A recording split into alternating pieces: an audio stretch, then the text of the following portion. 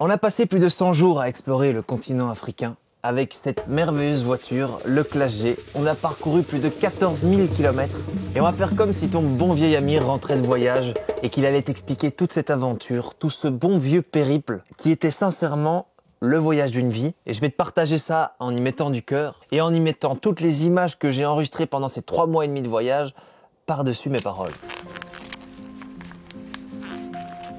On savait qu'à partir de fin juin 2024, on allait avoir une période de 6 mois pour voyager à deux un peu partout dans le monde. Notre rêve, c'était de commencer par l'Europe et de terminer par l'Afrique, là où l'expédition du Last Ride de Bruxelles jusqu'à Cape Town s'était arrêtée.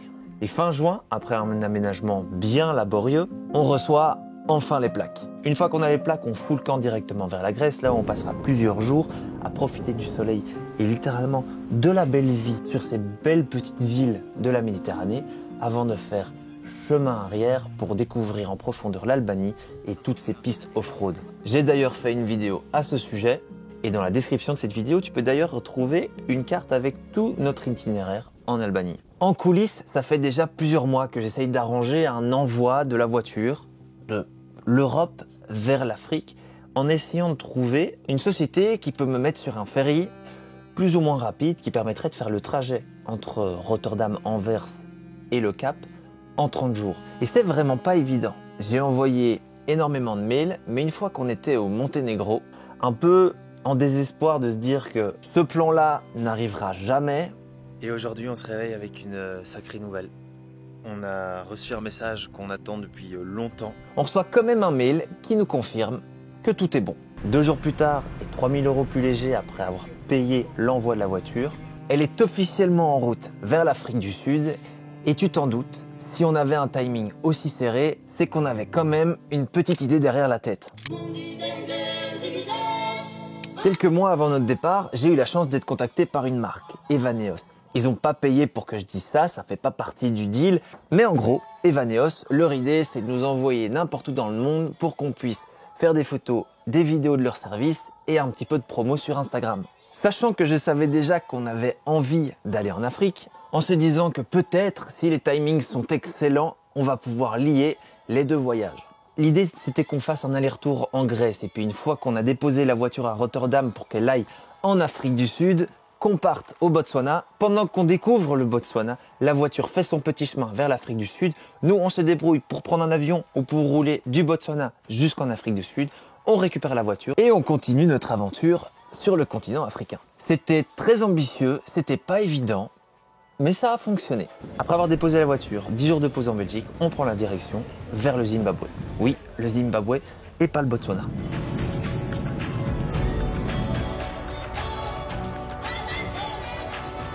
On atterrit au Zimbabwe pour une bonne raison, découvrir les chutes Victoria.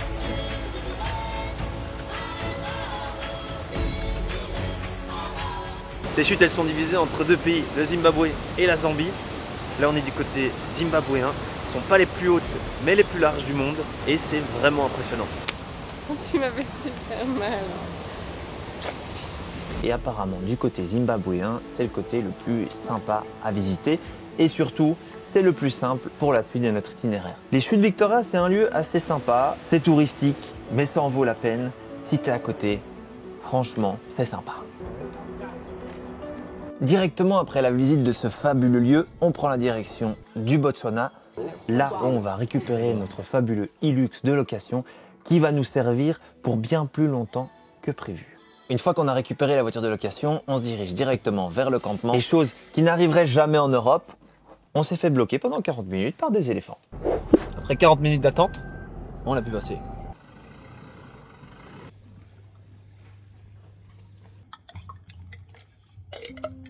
Alors le Botswana, c'est ici. C'est un pays avec plus ou moins 2,7 millions d'habitants et une économie fortement basée sur le secteur minier et touristique. Quand je parle du secteur minier, c'est principalement le diamant. Toutes ces richesses permettent au pays de financer entièrement le secteur de l'éducation, ce qui fait que l'enseignement primaire et secondaire est gratuit pour tout le monde. C'est un pays extrêmement réputé pour sa faune, pas spécialement pour ses paysages qui sont principalement plats et faits de brousse, mais on parle quand même du pays qui héberge le plus d'éléphants au monde avec plus de 130 000 spécimens. C'est un pays vachement stable et bien connu des voyageurs. Je dirais qu'il fait partie de la triade Namibie, Botswana, Afrique du Sud, où c'est un peu un petit monde à part, surtout pour le tourisme. Le lendemain, on se réveille dans notre petit campement. On est aux frontières du parc Chobe, qui est l'un des plus grands en termes de biodiversité du Botswana. C'est ici qu'il y a le plus d'animaux, tout simplement parce que c'est un parc qui borde la rivière Chobe. Et quand il y a de l'eau dans ce genre de paysage, eh ben forcément, la nature en profite. Le parc Chobe, c'est une claque dans ta gueule, dans le sens où tu arrives dans le parc, tu vois des lions, des lionnes, une girafe morte qui est en train de se faire manger par des lions et des lionnes, des girafes vivantes, des éléphants dans tous les sens. C'est une très belle introduction à ce pays.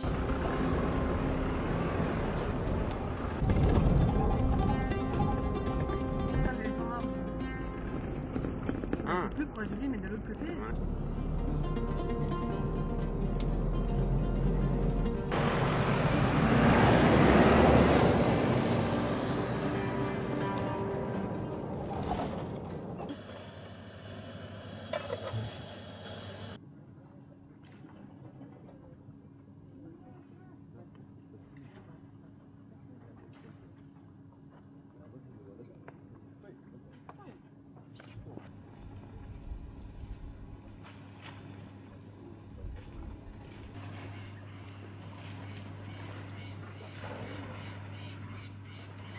Il est temps de changer d'emplacement en Botswana pour prendre la direction de Maun, qui est un peu le centre touristique du Botswana parce que c'est une ville qui relie 3 grandes réserves bien connues dans ce pays.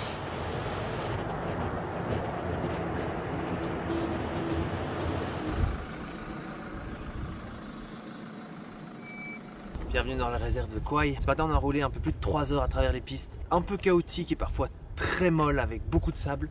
Mais là, on vient d'arriver à un petit campground où on sera là pendant 2 jours en autonomie. C'est-à-dire qu'il n'y a rien autour de nous à part d'autres touristes à 200 mètres, je pense, et des éléphants juste en face de nous qui sont en complète liberté.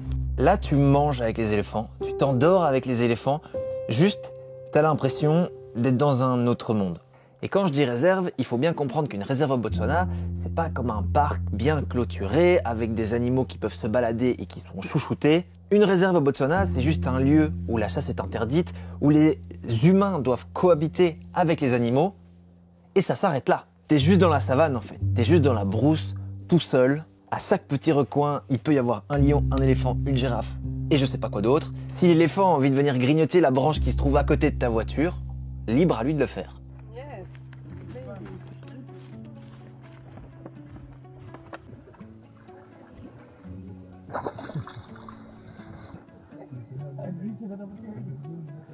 Le lendemain matin, on fait une petite balade en Mokoro qui permet de découvrir les alentours, sur l'eau, de se rapprocher des éléphants et des hippopotames.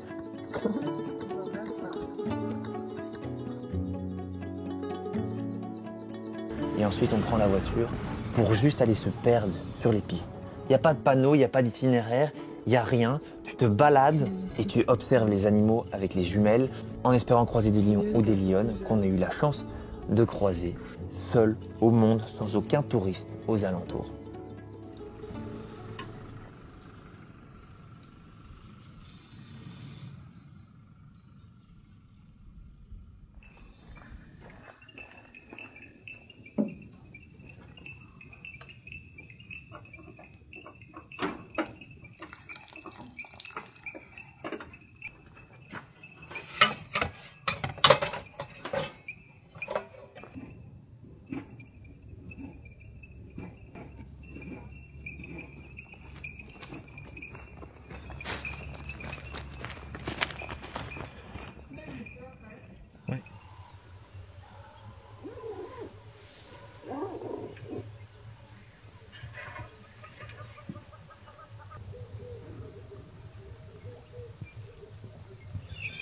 Le lendemain, toujours en croisant des éléphants sur la route, là cette image, c'est la route principale du Botswana.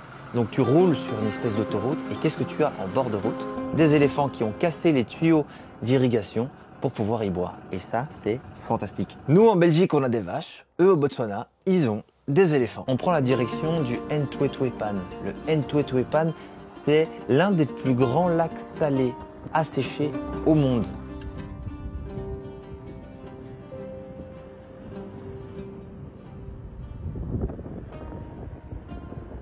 Tout l'ensemble de cette région de lac asséché fait grosso modo la taille du Portugal. C'est même plus grand que les salars de Uyuni en Argentine, qui sont extrêmement connus. Ça, je sais pas pourquoi, c'est probablement mon endroit préféré au Botswana. Parce que ce sont des paysages tellement rares et tellement impressionnants. Tu traverses des immensités blanches qui réfléchissent le soleil, où tu as personne aux alentours, aucun relief, et tu es seul au monde.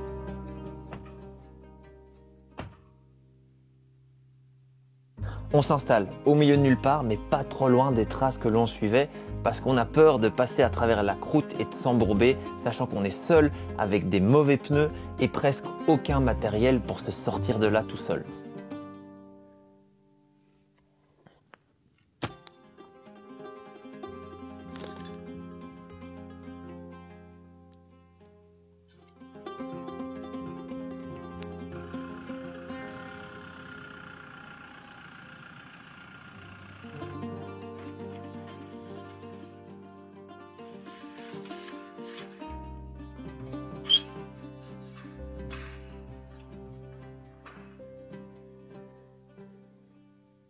Ce qui est incroyable dans ces paysages, c'est qu'il fait extrêmement chaud la journée et extrêmement froid le soir. On passe de 30 degrés à midi à 0, 1, 2 degrés en pleine nuit. Donc quand tu te réveilles, autant dire que ça pique un petit peu.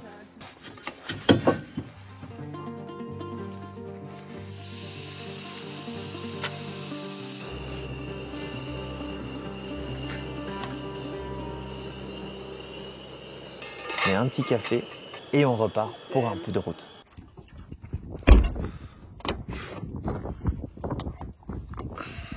On roule plus ou moins à la boussole en essayant de sortir de cette immensité où tu as l'impression que c'est infini, la poussière t'envahit non-stop.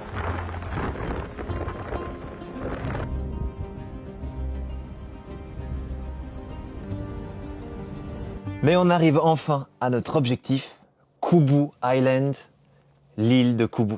Where are we? It's called Kubu Island.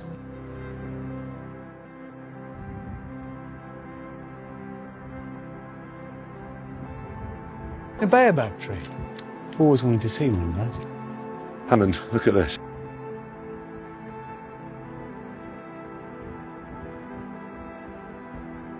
It is just about the most astonishing place I've ever been. Là, à ce moment, notre voyage au Botswana, il est déjà fini. On avait le choix de retourner dans la capitale du Botswana, prendre un avion, arriver jusqu'au Cap pour récupérer la voiture qui faisait tout doucement son chemin. Mais on a décidé de louer ce vaillant Hilux quelques jours de plus et de payer une option supplémentaire pour pouvoir la déposer au Cap. Ça nous coûtait moins cher qu'un vol et ça permettait de découvrir un petit peu de paysage. On a roulé pendant 4 jours, il y avait quand même 2200 km à parcourir pour quitter le Botswana et traverser toute l'Afrique du Sud pour arriver à Cape Town, là où notre vaillante voiture allait sagement arriver au port. On s'est pris un petit Airbnb pour rester une petite semaine, faire des lessives, travailler, attendre la voiture grossièrement. La météo est pas dingue, on a hâte de pouvoir reprendre la route vers le nord où il fait beaucoup plus chaud. Avant qu'on récupère la voiture et qu'on puisse enfin rouler sur le continent africain avec le Classe G, laisse-moi te parler du sponsor de cette vidéo qui nous a réellement aidé pour cette expédition, Celi. Celi, c'est une application que tu peux télécharger en scannant le QR code qui s'affiche à l'écran et qui va te permettre d'acheter des abonnements eSIM un peu partout dans le monde. Nous, ça nous a vraiment aidé parce qu'on a passé pas mal de frontières et le passage de frontières, c'est toujours un moment un peu critique. Avant de passer dans un autre pays, on ouvrait simplement l'application Celi, on sélectionnait notre abonnement dans le pays de destination, ce qui nous permettait qu'à la frontière ou une fois passé la frontière, on pouvait directement utiliser notre téléphone comme d'habitude, musique, GPS et surtout mise à jour des taux de change de monnaie, histoire de ne pas se faire avoir quand on échange du cash à la frontière. Celi, c'est extrêmement pratique et surtout ça te permet de gagner un temps fou quand tu voyages. Donc si tu prévois un petit voyage, n'hésite pas à utiliser le code de réduction GregSway qui va t'offrir 15% de réduction. C'est assez simple, au moment du checkout, il suffit de le mettre et la réduction va directement être appliquée. Bref, merci Célie d'avoir rendu ça possible. On retourne au Cap.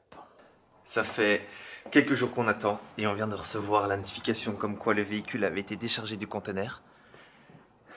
On doit aller sur place pour aller voir l'état du classe G. Ça a l'air d'aller, mais surtout, on va installer le snorkel que j'ai fait envoyer de la Belgique jusqu'à Cape Town parce qu'il a été livré d'Allemagne trop tard. Le véhicule était déjà parti. C'est un grand jour, c'est un très grand jour. Je suis trop excité de récupérer le classe G, de voir comment il va. Et d'ailleurs, j'ai demandé, apparemment il a démarré et il a très bien tourné. Ça veut dire que la petite réparation qu'on a faite juste avant de le quitter a fonctionné. Oui, parce que je sais pas si tu te souviens, mais quand on était en Albanie, on avait des petits problèmes avec les durits de diesel qui faisaient rentrer de l'air la nuit, ce qui faisait que le matin c'était très difficile de démarrer la voiture. Juste avant de déposer la voiture dans le container, on en a profité pour mettre une valve anti-retour dans l'espoir que ça règle les problèmes de démarrage matinal. À ce stade-là, j'ai jamais été aussi excité de retrouver un véhicule. Dans ce genre de truc, tu sais jamais ce qui peut se passer et t'imagines toujours le pire.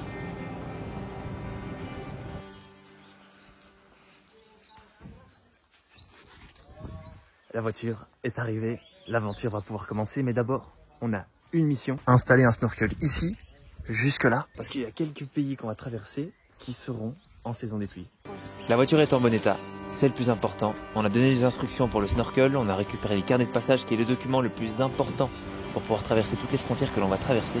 On a encore profité quelques jours au Cap, le temps que le snorkel soit installé, pour revenir sous la pluie et enfin préparer le départ. Et regarde ce qu'on a installé. Enfin, un beau petit snorkel. Oh, trop hâte. Oh, magnifique, magnifique. Et apparemment, la réparation qu'on a faite chez François, c'est-à-dire mettre une valve anti-retour, a fonctionné. Parce que la voiture était sortie du conteneur sans souci, a pu rouler sans souci. Et là, elle démarre au quart de tour. Donc c'est que les problèmes mécaniques sont réglés. Et ça, c'est une très bonne nouvelle, parce que ce qui nous faisait peur, c'est quand on a des problèmes pour démarrer, on peut pas dormir dans des endroits complètement reculés. Alors que là, plus d'excuses.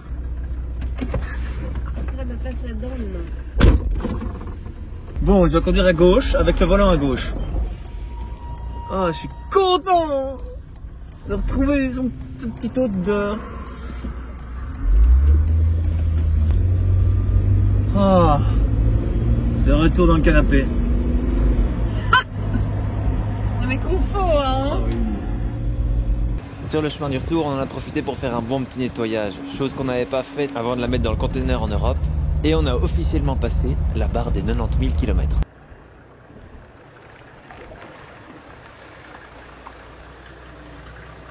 Ici, c'est vraiment le paradis pour camper, parce que tu as des énormes magasins avec plein de matériel de camping de qualité et aussi beaucoup de magasins de 4x4 safari, entre guillemets, où tu as tous les accessoires possibles et imaginables.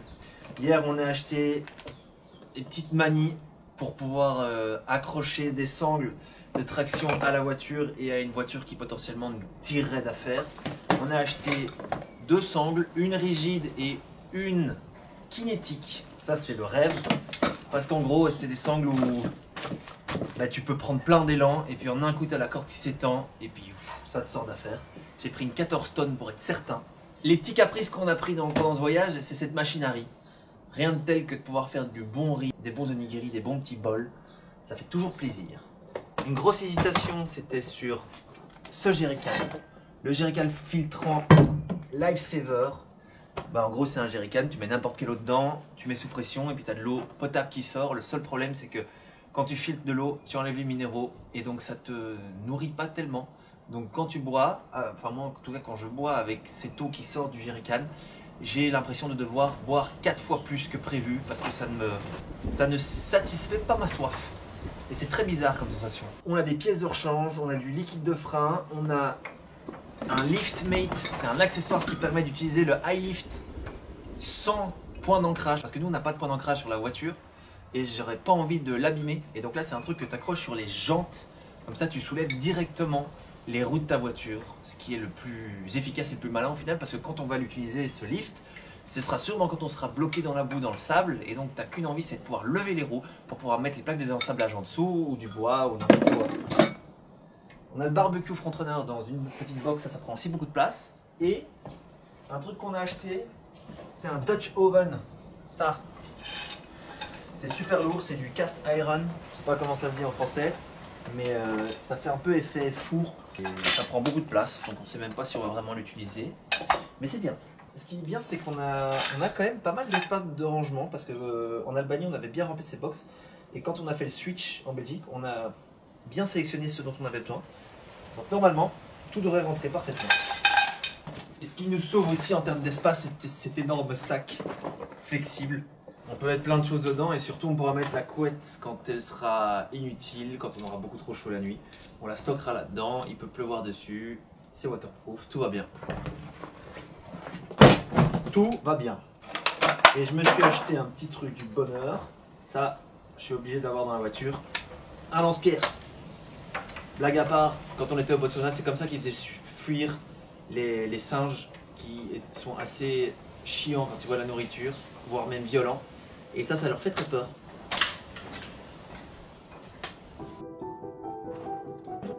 On installe tout sur la galerie de toit, en étant sûr que chaque chose soit bien installée à sa place et que tous les accessoires sont bien accrochés, histoire que ça ne fasse aucun bruit quand on roule. Et si je reviens au début de la vidéo, je t'avais dit qu'on voulait voyager en Europe avant de partir en Afrique. Et c'est simplement parce que c'était la première fois pour nous qu'on allait voyager dans un setup aussi minimaliste.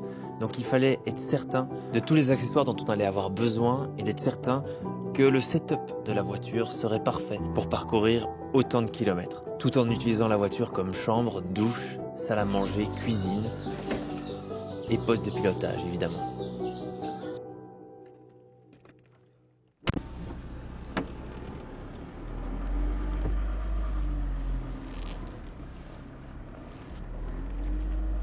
Au revoir Cape Town. De bon matin, on a pris la direction de la Namibie, via la côte ouest de la côte sud-africaine, sous les conseils avisés de ChatGPT. On aurait pu prendre la direction du Mozambique, mais il faut faire attention aux saisons des pluies. Et la Namibie étant un pays qu'on voulait tous les deux encore une fois redécouvrir, c'était selon ChatGPT le meilleur itinéraire à faire pour éviter les gouttes de pluie.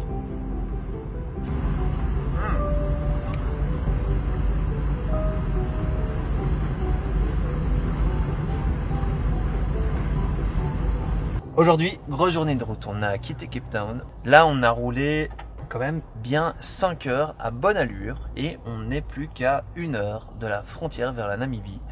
L'aventure commence vraiment, les températures sont beaucoup plus clémentes la journée mais encore plus froides le soir. Et pour l'instant, la voiture roule parfaitement, elle consomme un max parce qu'on a eu du vent de face de genre 50 km/h, ça monte et on roule très vite, c'est limité à 120 dans des énormes montées, donc c'est là que la voiture consomme le plus, mais c'est pas grave. On s'est posé au bord de la route pour faire notre premier bivouac et passer le lendemain la frontière entre l'Afrique du Sud et la Namibie. Et on arrive à la bonne heure, que sache.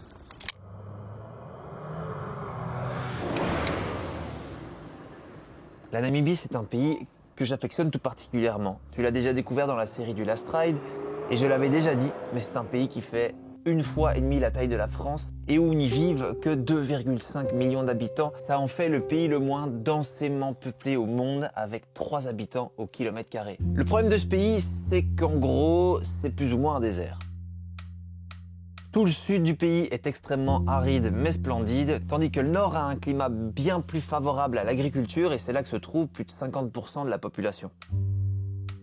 C'est un pays extrêmement réputé pour les voyages en 4x4, parce que c'est facile, splendide, et au niveau des pistes, il y en a pour tous les goûts.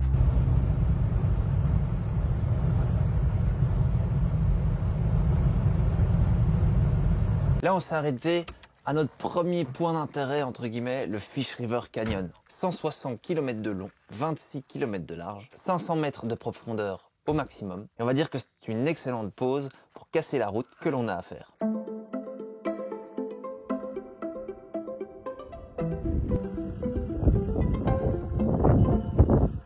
En Namibie, les routes, elles ressemblent généralement à ça. Des énormes étendues de tôles ondulées, bien poussiéreuses, mais au moins tu as parfois la chance de croiser quelques autruches. Après la visite du Fish River Canyon, on se trouve un petit coin, au bord d'un réservoir d'eau, pour y passer la nuit. On est juste au bord d'un lac artificiel et c'est assez impressionnant de voir autant d'eau ici en Namibie. Parce que c'est tellement sec, c'est tellement désertique, mais on arrive quand même à croiser de temps en temps quelques rivières avec de l'eau. L'eau est juste derrière. La voiture démarre au quart de tour. Je suis vraiment content parce que ça veut dire que la petite réparation qu'on a fait chez Bugger 4x4 chez François, ben, elle a fonctionné. Donc maintenant, plus de problème pour démarrer. On peut vraiment aller dormir en plein milieu de nulle part. Et ce qui est très bon signe, parce qu'ici, on est toujours perdu. On n'a croisé personne dans les alentours. Et aujourd'hui, on va prendre la route vers un endroit que j'ai déjà beaucoup voulu visiter, mais j'ai pas encore eu l'occasion parce que c'est quand même un sacré détour. Mais ici, comme on a le temps, eh ben on va le faire.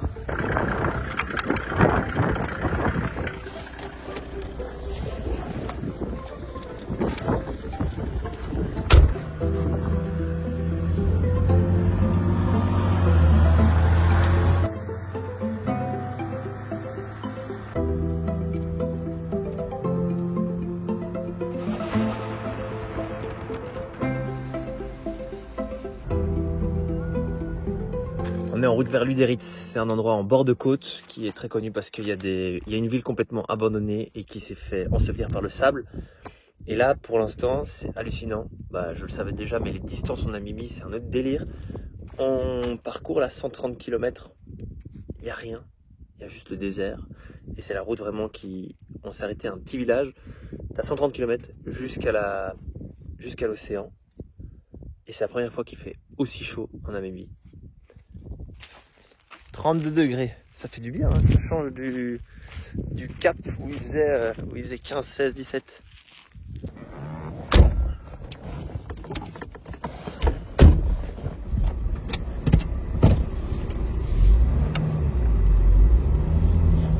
Ça fait bouillant.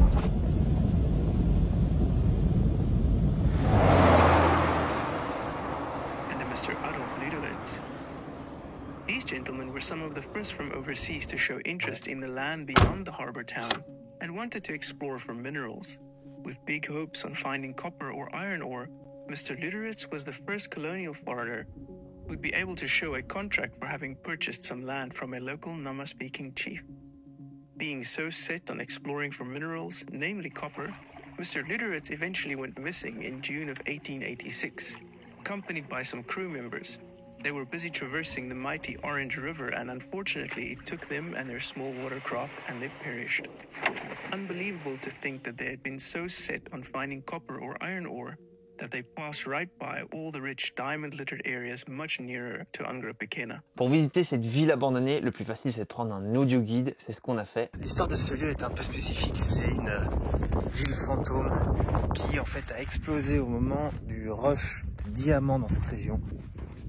Ce qui fait que toutes les maisons là que tu as derrière nous, eh ben, ce sont des maisons de fonction. Et au plus tu avais une fonction haut placée, au plus tu avais une belle maison.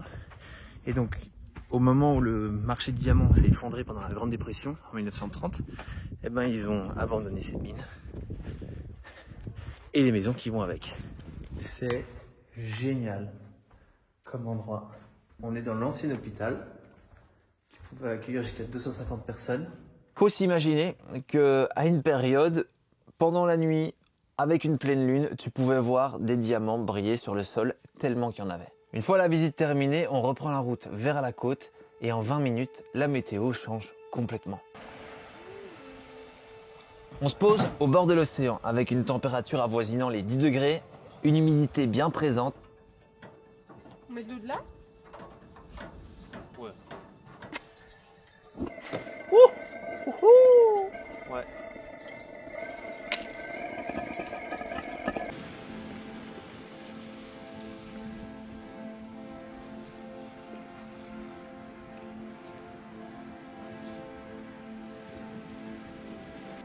Ici on est vraiment seul au monde parce qu'on est vraiment sur une petite pointe avec l'océan devant nous. On espérait trouver le soleil donc on a beaucoup roulé mais on l'a pas trouvé.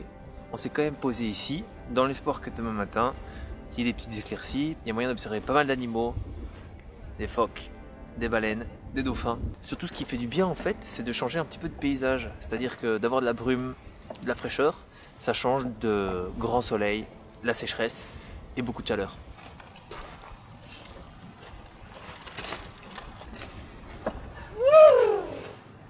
Je crois qu'il faut rajouter du sel, quoi.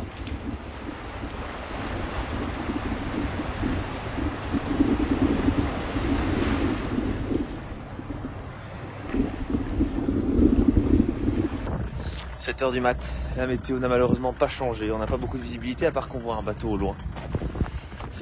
On a vu une otarie passer, mais il fait vraiment super froid, il fait très humide. Donc on va reprendre la route vers Lüderitz et quitter cette petite ville qui est à part en Namibie tellement que c'est une météo unique. Je sais pas si c'est unique, mais c'est vraiment différent de l'intérieur du pays. Et ce qui est bien, c'est que dès le matin, on a une très chouette piste qui nous attend. Dans ce froid, on n'a pas pris le petit-déj. On a plié les affaires le plus rapidement possible, on a démarré la voiture en se disant qu'on allait bien trouver un petit café en ville pour se réchauffer, faire les courses et préparer la grosse journée de route qui nous attend.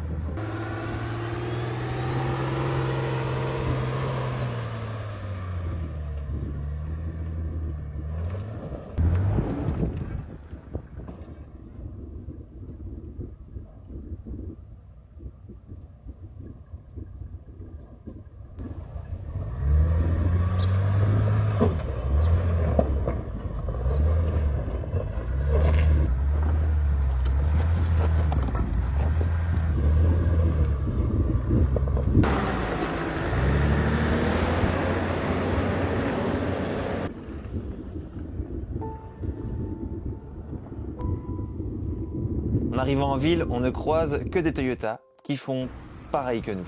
Des courses, avant de sûrement faire une grosse journée de route.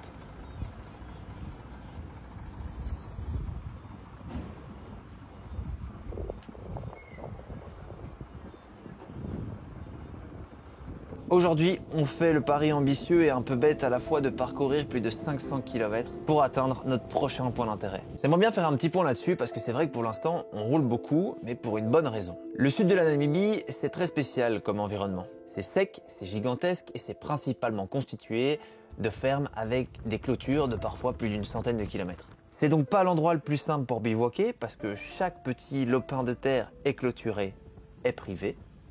Et oui, c'est beau, c'est magnifique, mais c'est vrai que nous, on a plus envie de voir un peu de vie, un peu de verdure, de l'eau, que juste des étendues complètement sèches. C'est pour ça qu'on s'enchaîne les 500 km sur la tôle ondulée, bien costaude, sans vraiment s'arrêter. Et notre petite idée derrière la tête, c'est d'arriver pas trop tard pour pouvoir encore gravir la fameuse dune Big Daddy. On l'a déjà tous les deux grimpé. D'ailleurs, je t'ai déjà montré la vidéo dans un des épisodes du Last Ride, mais ça aurait été bête de passer à côté sans faire ce petit détour. Surtout que comme on s'est un petit peu dépêché dans la matinée, le timing est parfait. Pour nous, le meilleur moment pour grimper cette dune, c'est en après-midi, quand tout le monde a quitté les lieux. On a la dune pour nous tout seuls, on peut admirer le coucher de soleil dans le plus grand des silences. En gros, la majeure partie des touristes vient découvrir cette dune le matin, au lever de soleil, mais ça veut dire qu'à l'entrée du parc, à 6 h, quand le soleil se lève, il y a une file énorme de 4x4 blancs avec des touristes dedans qui tracent pour aller le plus vite possible en haut de la dune. Nous, on prend la technique inverse, ils partent tous en fin de matinée, nous on arrive en milieu d'après-midi, quand il n'y a plus personne. Le seul truc, c'est qu'on est obligé, du coup, de dormir dans le parc national et ça coûte un petit peu plus cher.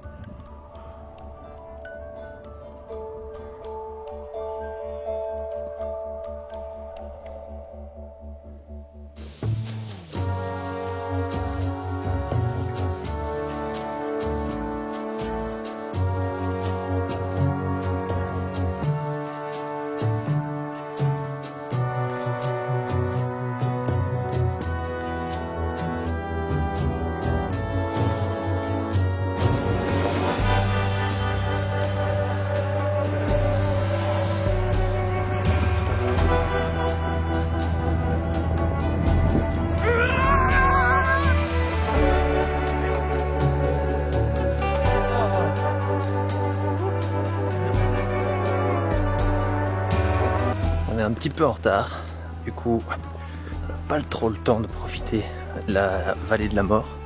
C'est pas grave, moi je l'ai déjà faite.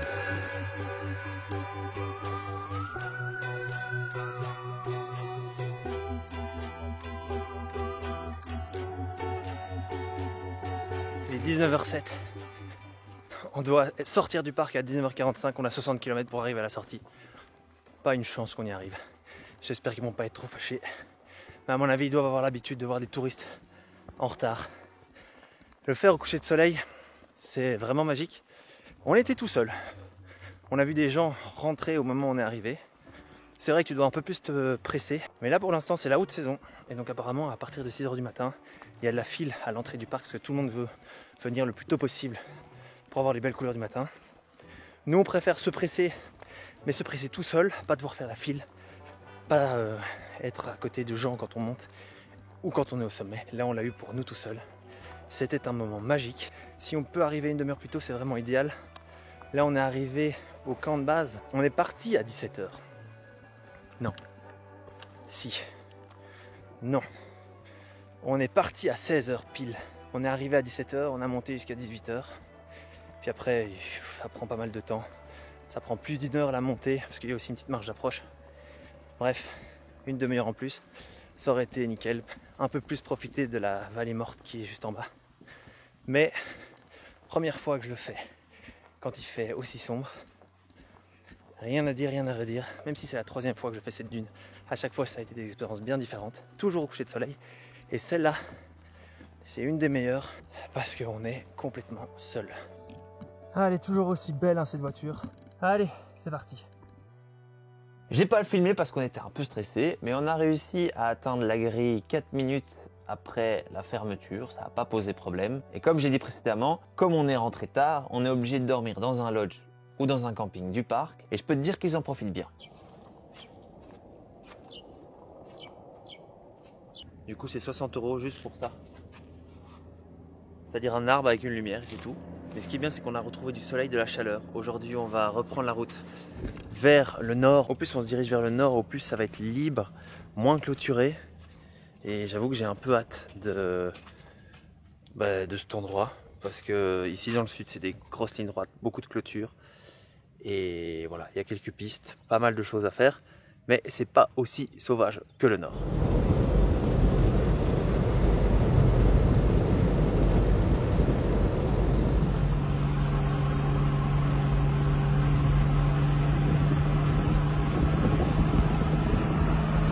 Depuis qu'on a commencé à rouler dans la tôle ondulée, c'est là qu'on allait voir les pièces qui sont pas très serrées.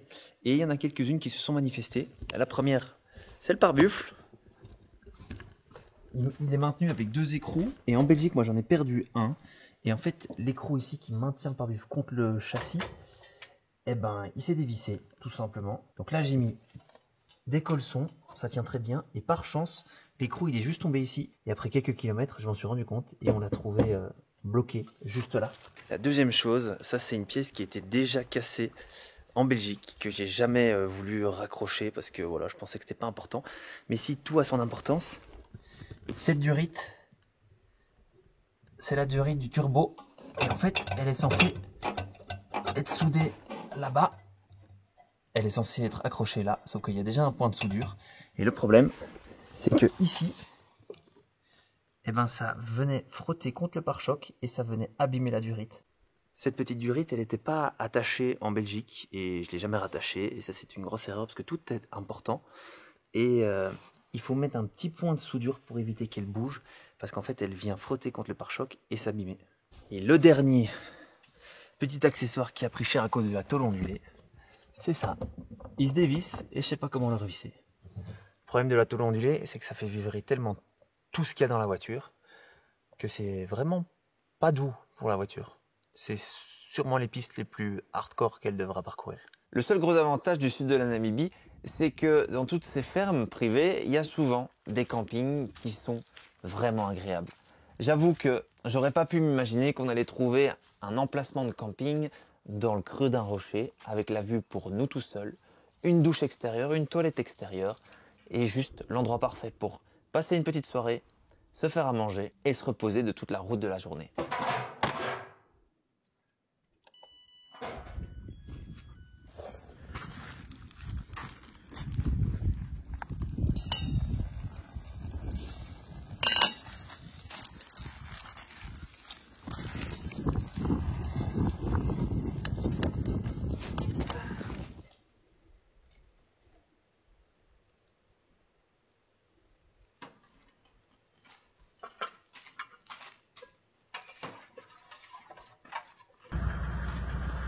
On quitte ce petit coin de paradis.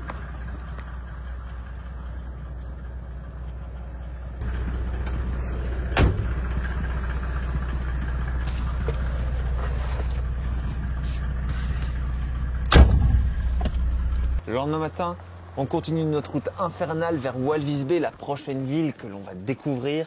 Mais on traverse des déserts, des petites collines. Les paysages sont à couper le souffle, comme prévu.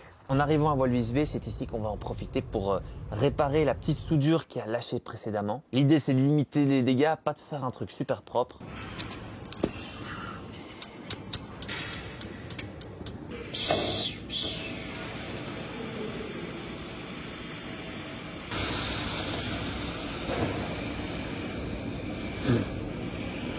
Ça bougera plus.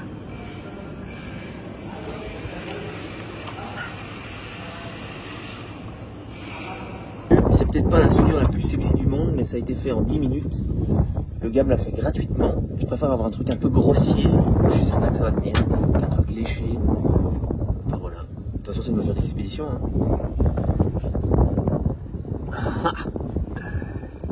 Putain, quoi. On est à Walvis Bay. C'est la deuxième plus grande ville de Namibie. C'est sur la côte. Il fait vachement plus frais que dans le désert. Mais il y a des énormes dunes. Et le principal intérêt de cette ville, c'est sans du charbord. C'est-à-dire que c'est une piste qui longe l'océan et qui t'emmène entre des dunes de 200 à 300 mètres de haut.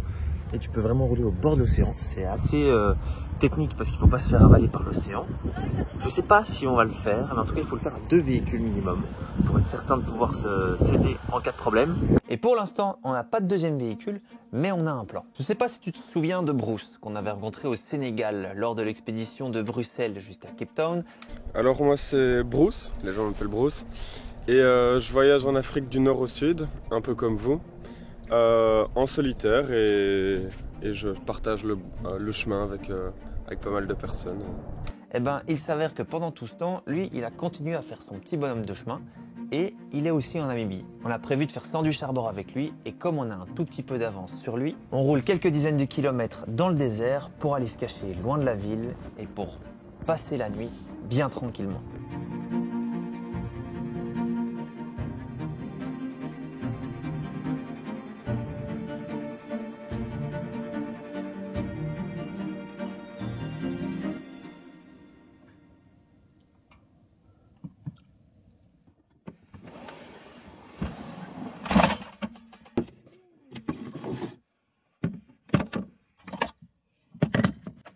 Pas tout de suite alors.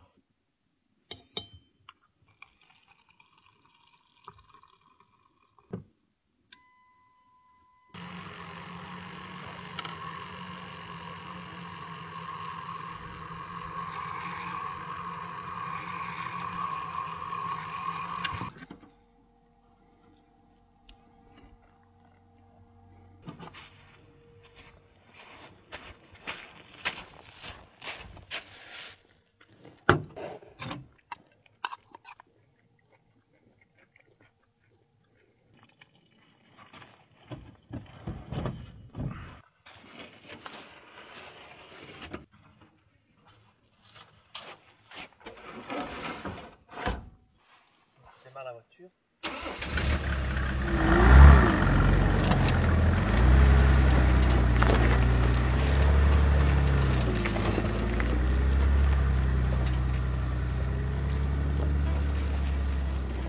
Le lendemain, c'était le jour J.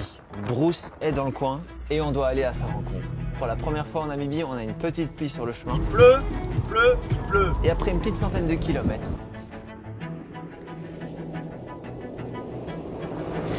on arrive dans un village complètement perdu avec une station-service où on voit un magnifique Defender avec une belle plaque belge. Tu vas faire le plein?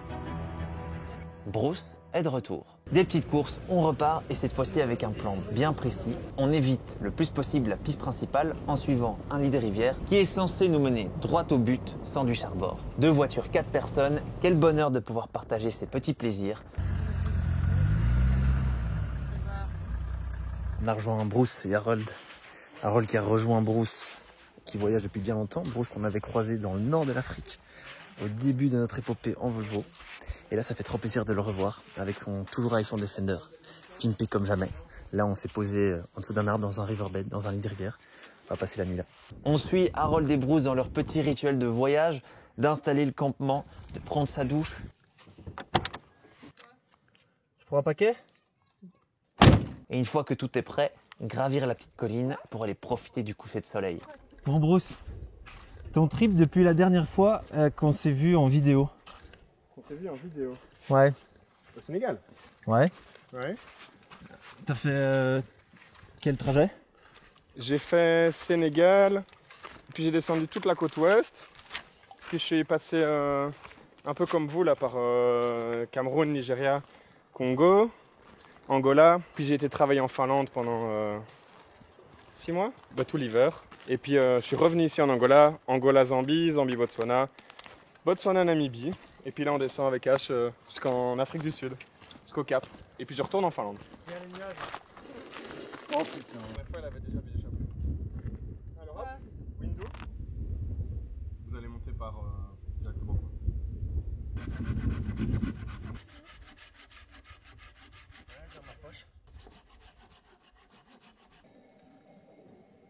Bruce, faut le suivre sur Instagram. C'est un aventurier, il a toujours plein d'idées. Et là, par exemple, il nous sort sa petite caméra trappe. Petit rituel du soir. Je suis qu'on n'en avait pas trouvé. Bon, c'est pas assez long. En vrai, j'ai déjà chopé un lion, des hyènes. Ouais, gros. Ouais, il y a pas mal de trucs, hein. Des chacals, des hippos, des éléphants, des girafes. Les éléphants, c'est ouf. T'as montré une image d'un éléphant tout près là. Ouais, qui traverse la rivière. Hop. Maintenant, on active. Hop. Maintenant, on attend 12 heures. Et le résultat, c'est demain.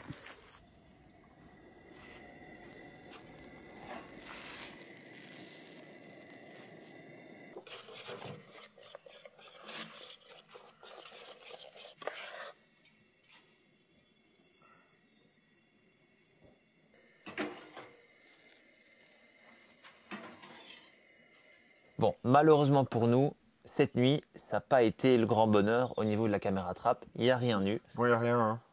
Rien du tout? Non. Check là. Ça, c'était dans le riverbed. Je viens chercher le trap et là, il y a les girafes.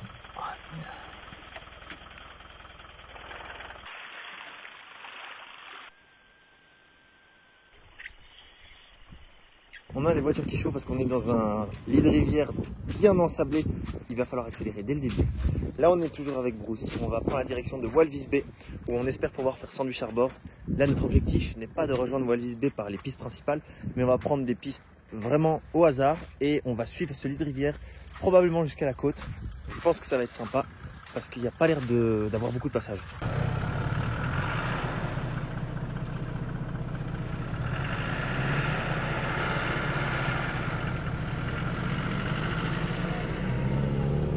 C'est la première fois depuis le début du voyage qu'on roulait à 2 voitures et sincèrement c'était géant. Je sais plus te dire combien de kilomètres on a parcouru dans ce lit de rivière, mais la sensation était incroyable. La piste que l'on suivait s'effaçait parfois complètement et on croisait de temps en temps des zones bien plus humides que d'autres avec quelques animaux.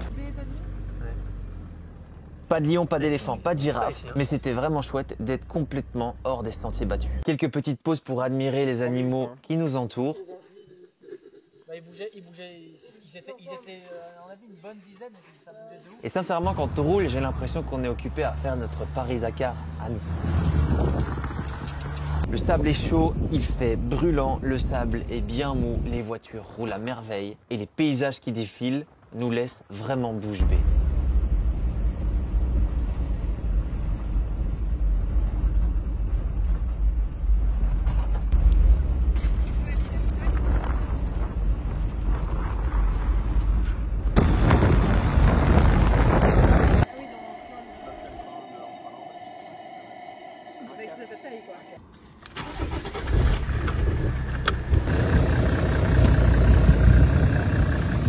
Un picot dans le pneu.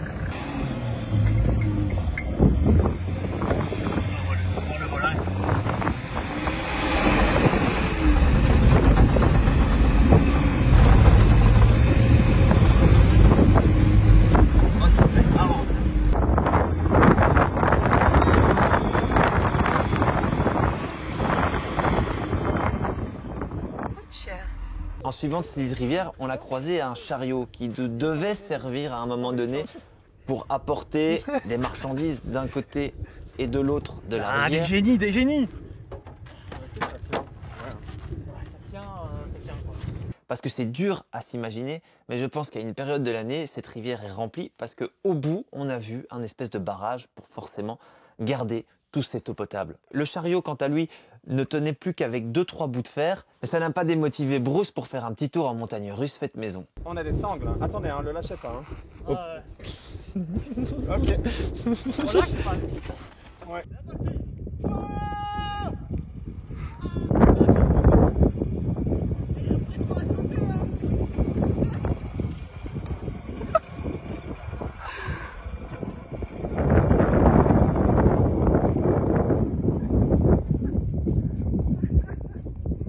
Après ces petites bêtises, on se rapproche fortement de Walvis Bay. Demain, c'est le grand jour, on va tenter de faire sandwich harbor, cette piste mythique entre les dunes gigantesques et l'océan. Mais avant ça, on se trouve un petit coin de bivouac dans le sable, bien caché de la ville.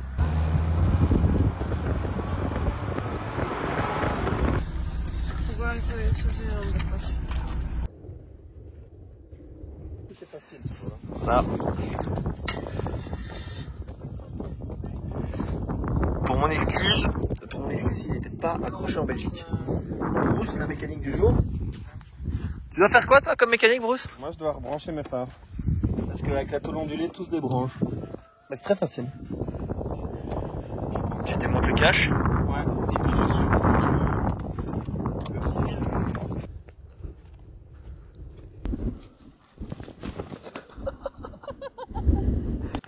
Tu la mets comme ça dans le frigo. Hein. T'as vu la taille de notre frigo?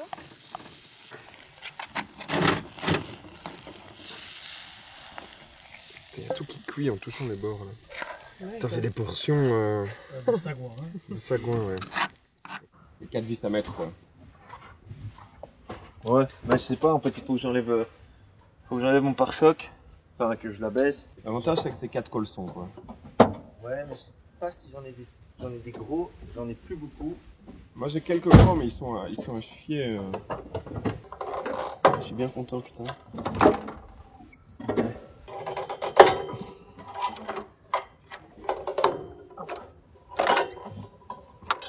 Je suis déjà impressionné d'avoir fait tout ce trajet.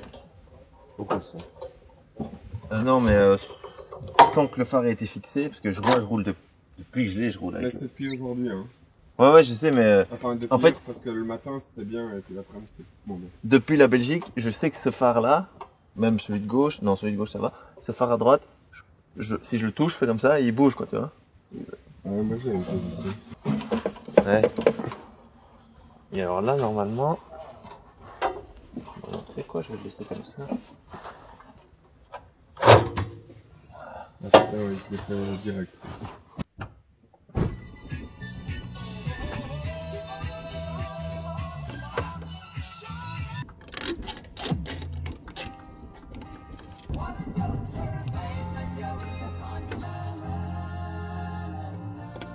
Tellement bon ça, tu trouves des vis dans ta voiture, ça va, 2 colsons, Du fil de fer. et c'est bon.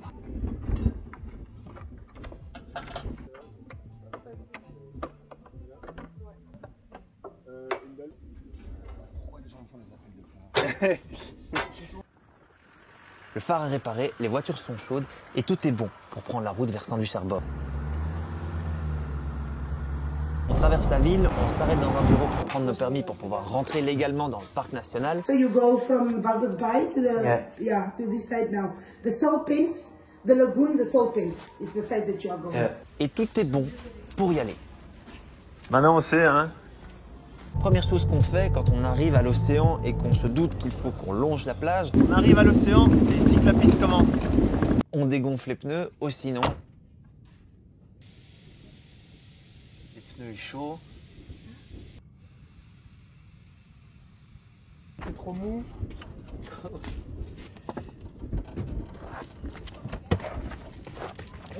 Ou sinon, on risque de très vite s'ensabler, exactement comme eux. Tu mets pas le bifloc, t'as une ou à l'avant, une ou à l'arrière. Non, juste si tu mets pas des flocs, t'as juste une roue qui tourne quoi. Ouais. Ouais. En gros, sur du fameux. Là, pour l'instant, la marée est le plus haut. Donc on attend dans les environs juste pour voir quand les gens partent. On ne sait pas trop comment ça fonctionne. On ne sait pas trop combien de temps on doit attendre avant de pouvoir passer. Parce qu'en fait là, quand la marée est haute, on ne peut pas passer entre les dunes et l'océan. Mais on voit pas mal de voitures qui commencent à arriver alors qu'il y a une demi-heure, il n'y avait personne. On a dégonflé un bar. Ça me paraît pas énorme parce que quand je compare aux pneus de Bruce, vu qu'ils sont plus petits et qu'il est plus lourd, c'est beaucoup plus aplati, donc il a plus de largeur. Nous, le pneu est déjà très large et il est très haut surtout. Donc il s'aplatit pas tellement. Mais on va croiser nos doigts et là j'ai fait un petit test. Ça roule déjà très bien dans le sable. Le truc, c'est qu'on est arrivé sur place, on n'a pas beaucoup d'informations. C'est un peu un lieu où pas grand monde le fait avec son véhicule. Parce que les véhicules de voyageurs sont souvent trop lourds, pas assez puissants. Et il y a des guides qui font ça toute l'année dans des Toyota surpuissants, surboostés, qui prennent des touristes, qui montent et qui descendent les dunes, qui roulent au bord de l'océan. Et en vrai, c'est pas si mal parce que c'est pas le genre de truc que tu as nécessairement envie de faire avec ta propre voiture sans trop t'y connaître.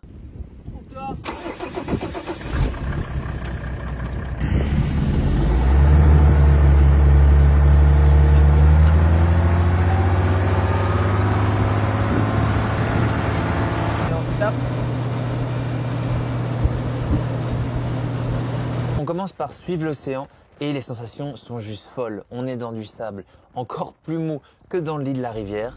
On est à 2 voitures, l'océan sur la droite, le sable sur la gauche. La sensation est vraiment magique. On arrive dans la partie où on longe l'océan, la marée est encore super haute mais il y a des voitures qui passent devant nous. Donc on se dit que ce sont probablement des guides, donc on les suit.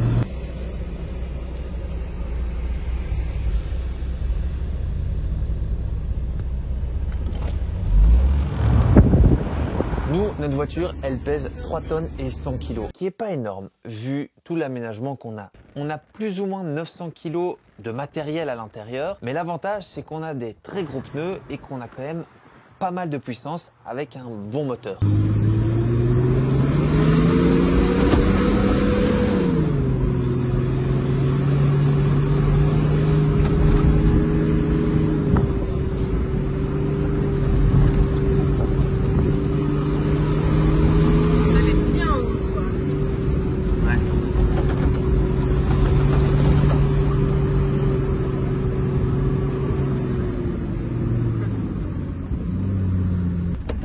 Impressionné. C'est ouf mec, c'est ouf hein. On met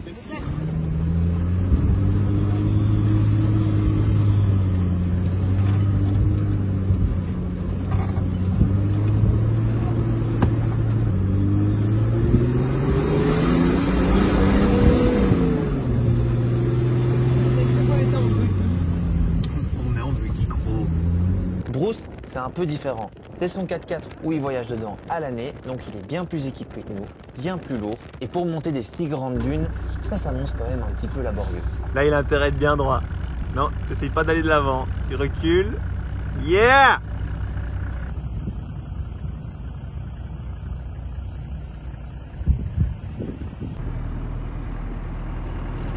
On n'a pas passé celle-ci.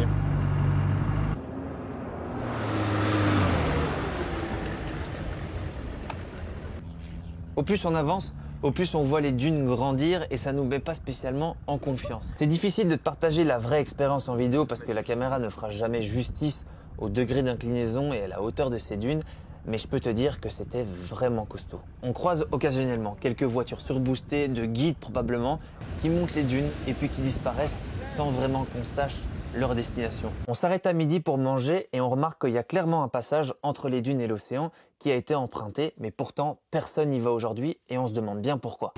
Comme la marée est haute, on prend le chemin par les dunes. Enfin, on a pris le début du chemin par les dunes. Parce que, voilà, là c'est le chemin par l'océan. C'est là. En marée basse, il y a moins d'eau, il y a beaucoup de gens qui passent. Et c'est par là qu'il faut passer, ou alors par les dunes. Mais les dunes, c'est quand même vachement technique. Je pense que Bruce, on pourrait le faire à 2 parce qu'en plus c'est assez tracé, donc techniquement je pense qu'il y a moyen de prendre de l'élan et de savoir plus ou moins où passer, mais c'est quand même un peu risqué parce que les dunes ici font 200 à 300 mètres de haut. T'as pas envie de monter une dune, de redescendre et de rester bloqué. On se doute que c'est l'endroit où normalement les voitures passent pour longer l'océan et aller beaucoup plus loin. Mais aujourd'hui, on voit que des voitures monter et descendre les dunes à fond de balle, qui nous intrigue un petit peu. On se dit que c'est probablement la marée qui est encore trop haute et donc les voitures ne peuvent pas encore passer. Mais la marée est censée être basse, donc on est un petit peu confus. Je vais me mettre d'abord sur le truc là, et puis on check le chemin. Bah, je te suis là, parce que je pense qu'il y a un peu de... Vas-y, ça marche. C'est pas mal, ça fout un peu les boules en vrai. Mais Bruce c'est tellement un bon pilote, sans stress.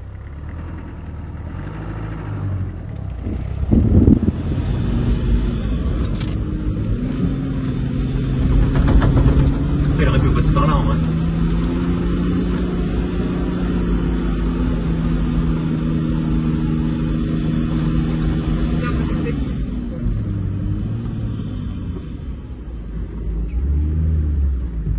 C'était beau. Ouais, il faut que tu oublies le truc. Les pneus de Bruce montrent leur premier signe de faiblesse et on comprend pourquoi quand on regarde tous les kilomètres qu'il a déjà parcourus sur le continent africain. On vient de demander à un guide et il s'avère que l'entrée principale qui est la plus simple, elle est tellement défoncée qu'il nous a dit aujourd'hui impossible de passer, lui passe pas par là et personne ne passe. C'est tellement défoncé qu'il y a déjà pas mal de véhicules qui sont restés bloqués et qui limite se renversent dans l'océan. Donc il nous a dit aujourd'hui c'est mort parce que la marée, même quand elle sera basse, elle sera trop haute. Le second point pour rentrer sur la plage, il est vraiment super loin, il faut monter des énormes dunes. Bruce c'est quand même vachement plus lourd que nous et on n'a pas envie de prendre le risque d'avoir le véhicule qui n'arrive pas à grimper la dune, puis tu le renverses, etc. Donc voilà, il n'y a pas grand monde qui vient avec son véhicule personnel dans les dunes en fait. Les seuls véhicules personnels que tu peux voir, généralement c'est pour juste longer la plage. Et nous, on va pas se croire trop supérieur et on va gentiment rester calme. On a quand même envie de continuer notre aventure avec le Classe G et Bruce avec sa voiture. Donc on est sage.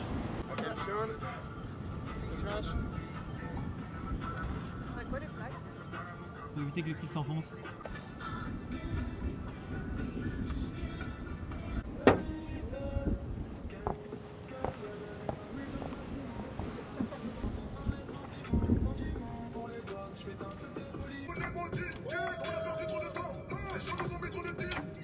La marée basse, elle est dans 3 heures. Elle est où la dernière pipette? Ça descend, attention, attention. C'est la première crevaison de la journée, on espère la dernière. On se dit que c'est probablement un déjantage dû au fait que le véhicule est lourd, que les pneus sont vraiment sous-gonflés. On rebrousse chemin tout en profitant de la vue. On n'a peut-être pas été jusqu'au bout, mais au final, on s'en fout un petit peu parce qu'on a passé une journée vraiment géniale et c'est le principal.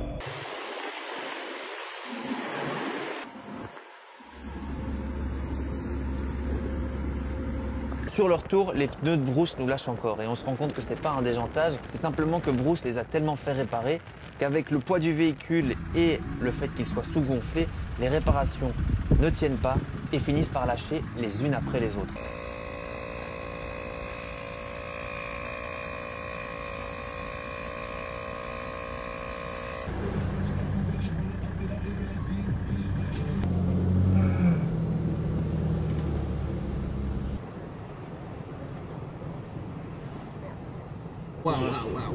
Il y a beaucoup qui se lèvent et qui vont aller dans l'eau.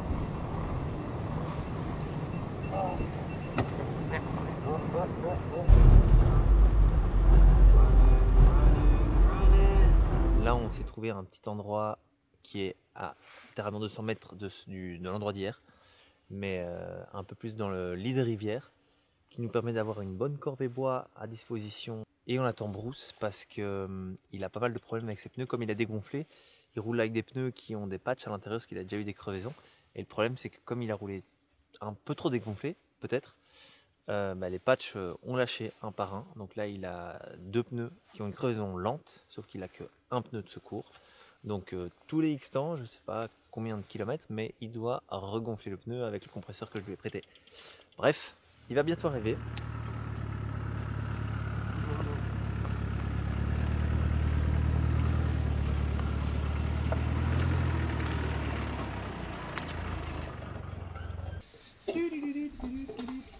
Jamais vous voulez de... Explique ça aux gens en gros. Ouais. De quoi? Pas tout de suite.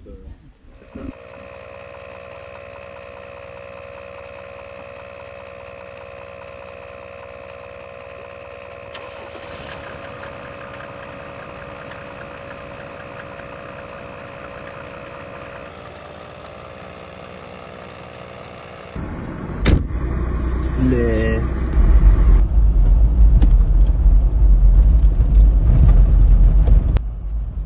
Les deux pneus de secours de Bruce sont complètement morts. Ça veut dire que toutes les 5 minutes, il doit s'arrêter pour les regonfler dans l'espoir de trouver un magasin qui va pouvoir les réparer à Walvis Bay. On dégonfle parce qu'il y a du sable. Pendant ce temps-là, nous on en profite pour trouver un car wash afin d'enlever tout le sel qu'on a pu mettre sur le châssis et sur la carrosserie des voitures.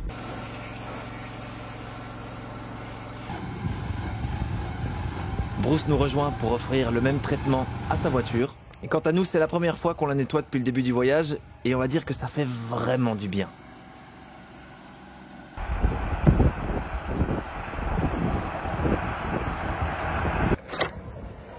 Aujourd'hui, on fait un gros ravitaillement parce qu'on sait que dans les prochains jours, on va pas spécialement croiser de grosses villes avec de gros supermarchés et surtout, on va partir pour une petite expédition dans la brousse pendant quelques jours. Donc on préfère prévoir un peu plus large.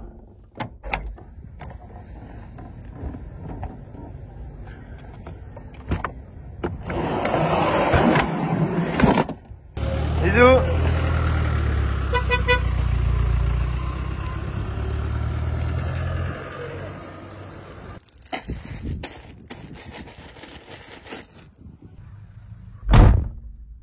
On a définitivement quitté Bruce et Harold. Eux vont vers le sud et nous vers le nord. On continue à longer l'océan tout en croisant bon nombre d'épaves échouées sur le bord de la plage. Puis on quitte tout doucement ce bord de côte pour rentrer dans les terres.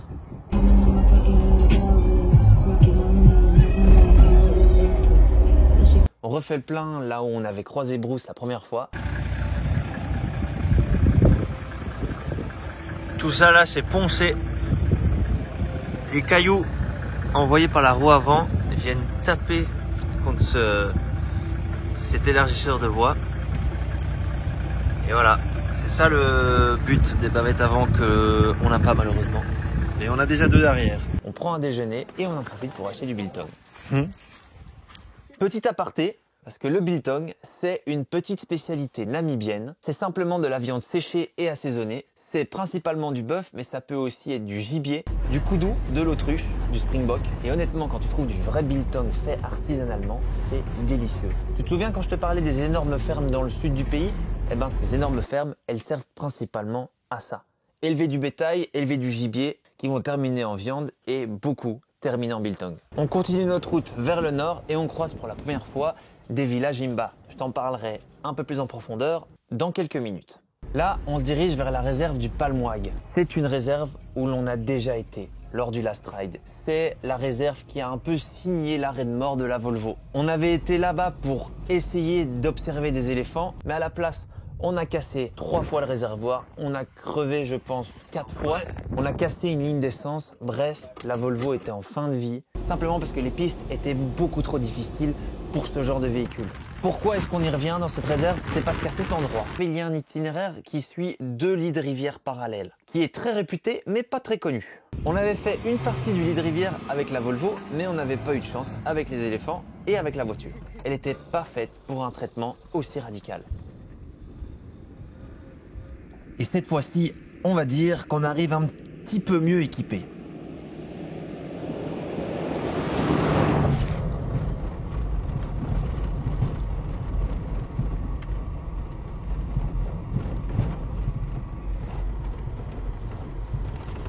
C'est officiellement la première fois qu'on voit des girafes avec cette voiture.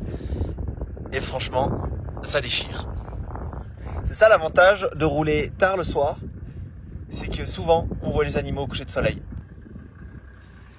Tiens, tiens. La tôle ondulée, ça ne pardonne pas. Hein.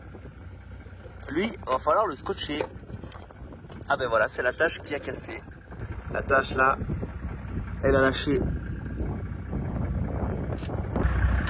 Un petit colson pour ne pas le perdre. Et ça fait l'affaire. Ça bougera plus.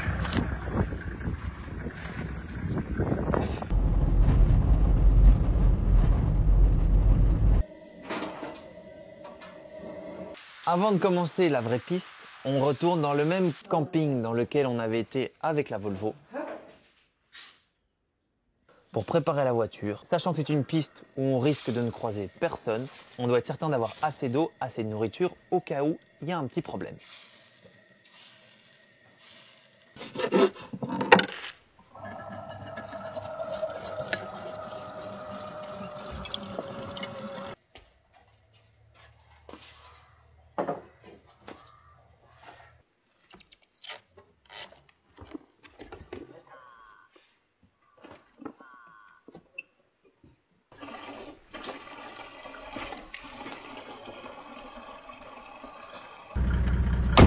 On quitte le camping, on prend la route vers le dernier magasin que l'on va croiser pour faire les dernières petites courses. Je sais que c'est pas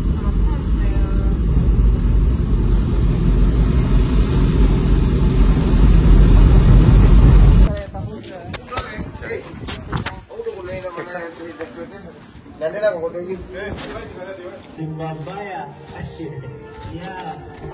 mais Et on s'enfonce dans la piste qui avait tué à 95% la Volvo.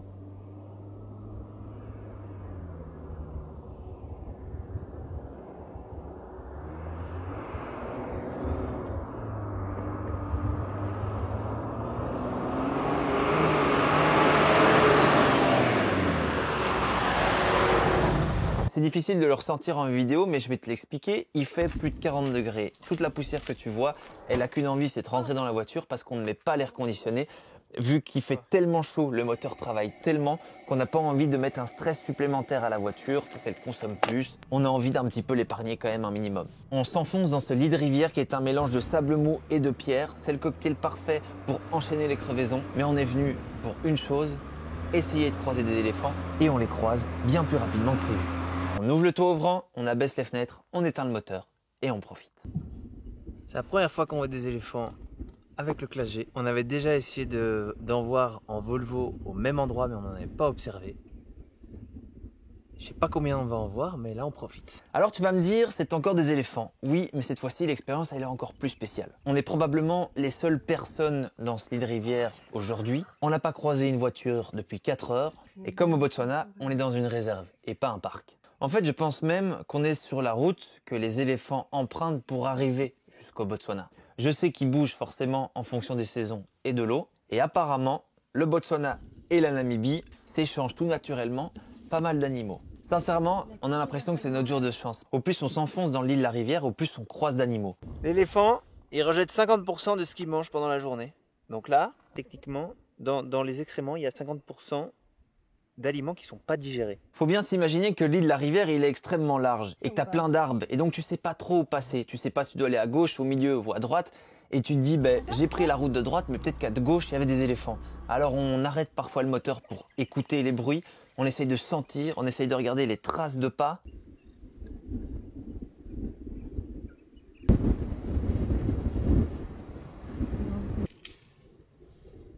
Et Gloops. Et contre toute attente, on a vraiment un coup de bol.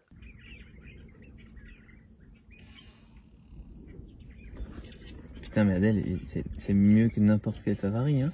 C'est dingue. Une maman et son fils guépard. Et je dis bien guépard et pas léopard. Les guépards sont beaucoup plus rares que les léopards en Namibie, même si la Namibie est le pays qui regorge le plus de guépards, sachant que comme avec les éléphants, on est vraiment tout seul. On profite de ce spectacle pendant 10 minutes, puis on continue notre chemin en faisant une corvée bois sous haute surveillance pour trouver un petit endroit là où le lit de rivière s'élargit un petit peu. On arrête la voiture au bord d'une colline, à l'abri du vent et avec une visibilité bien lointaine pour être sûr qu'on ne se gare pas à côté d'une horde d'éléphants. On s'est arrêté au bord du lit de rivière. On est protégé du vent là. Et juste derrière nous, un peu plus loin, on a directement vu sur le point d'eau artificiel. Pour l'instant, il n'y a pas grand monde. On espère que ce soir, on va avoir quelques visites. Ce qui est le plus frappant avec ces bivouacs, c'est cette sensation de solitude. On est tout seul, on n'a pas de réseau, il n'y a pas un bruit d'avion, pas un bruit de voiture. Il y a le gars qui revient. T'as juste le silence. C'est des moments qu'on n'oubliera vraiment jamais.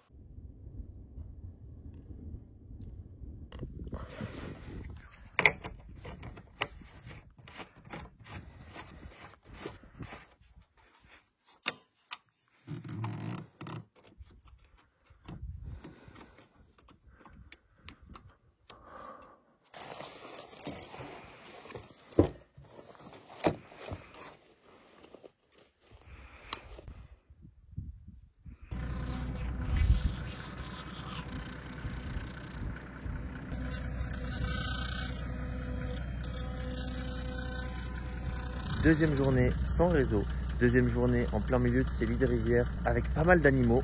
On a encore beaucoup de kilomètres. J'ai hâte de voir ce que ça va donner.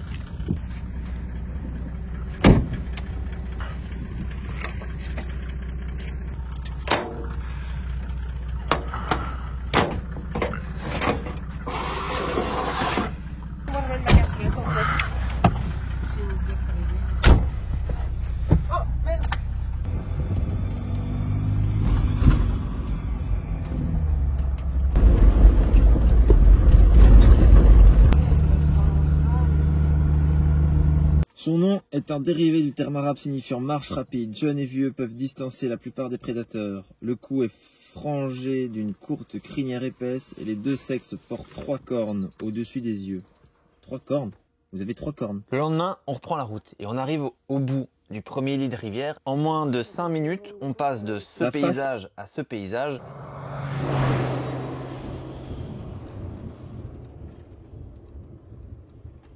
Et on s'arrête à midi pour profiter des paysages, car on a quand même plus de 2 heures de traversée dans cet endroit complètement lunaire.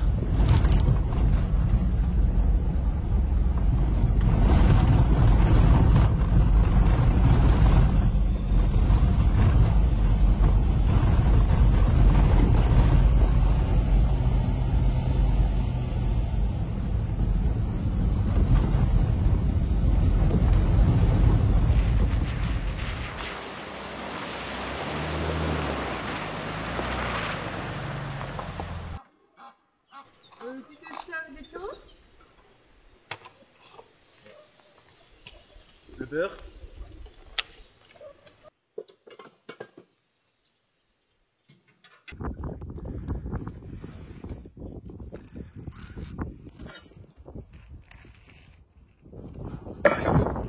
On a trouvé de l'eau en Namibie, chose que j'aurais jamais cru possible. Bon, après en saison des pluies, en saison humide, forcément beaucoup de rivières sont inondées. Mais là on est au début de la saison des pluies et je pensais pas qu'on allait déjà trouver des flaques, tout simplement, parce qu'on vient de traverser des énormes paysages complètement arides. C'est fou de se dire que ici il y a tout le du monde.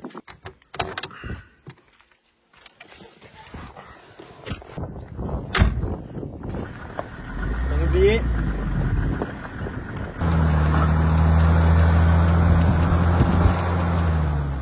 Il y a la rivière qui coule et nous on remonte la rivière, ce qui fait qu'on doit la traverser assez souvent. De temps en temps c'est pas profond, de temps en temps c'est un peu profond.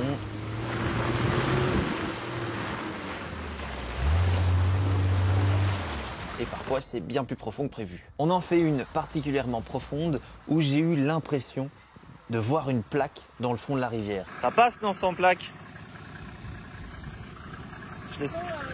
Tu vois, ça s'est arraché les vis et ici il n'y avait pas de trou, du coup j'en avais pas mis. Et j'aurais dû, je le savais. Ni une ni deux, j'enlève mes petites sandales, je remonte mon pantalon. Je cherche une plaque. Aidez-moi. Ouah, c'est profond sa mère, mais je vois pas mes pieds là. Hein. Bon, on vient de passer. Est-ce que je sens une... Ah! Qu'est-ce que c'est que ça? C'est une pierre? Non? Si? Non, tu vois, c'est le truc que j'ai vu, ça. Ah, on n'est pas le premier. On n'est pas les premiers. Je t'ai dit, ça doit être celui-là, c'est pas possible. Non, je ne crois pas. T'as retrouvé la plaque? C'était d'office dans celui-là, c'est le passage le plus profond. Genre, l'eau est arrivée jusqu'ici. On pouvait se douter que c'était ici. Très bonne chose. Une fois récupéré la plaque, on continue et on arrive au premier vrai village Himba.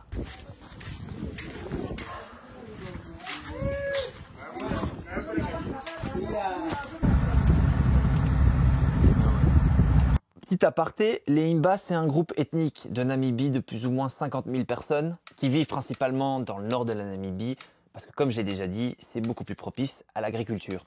Ils vivent de l'élevage et un petit peu d'agriculture et ils sont semi-nomades parce qu'ils bougent en fonction de là où il y a de l'eau et de là où leur bétail peut se nourrir. J'ai trouvé un petit spot en bord de rivière, en bord de lit de rivière. On espère voir des animaux, mais je pense pas qu'il y en aura beaucoup. Les seuls animaux qu'on a vus, ce sont des girafes qui sont beaucoup plus loin. Donc voilà, m'étonnerait quoi.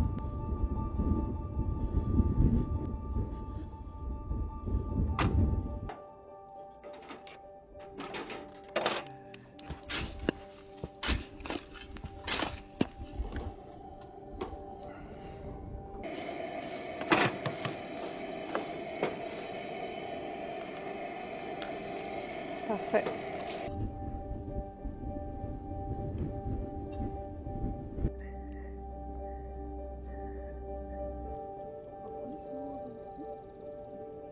Histoire de grandir ensemble.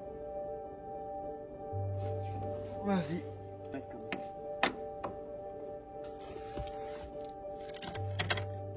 Aujourd'hui, on aimerait quitter le lit de la rivière. Il ne nous reste plus tellement de kilomètres, mais sans qu'on s'y attende vraiment, la piste devient de plus en plus compliquée.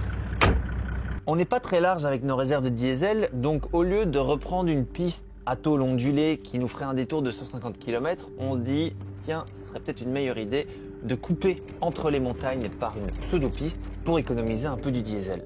Alors, je sais toujours pas si c'était un bon choix. Il nous reste plus beaucoup d'essence et la prochaine station est à plus de 200 km.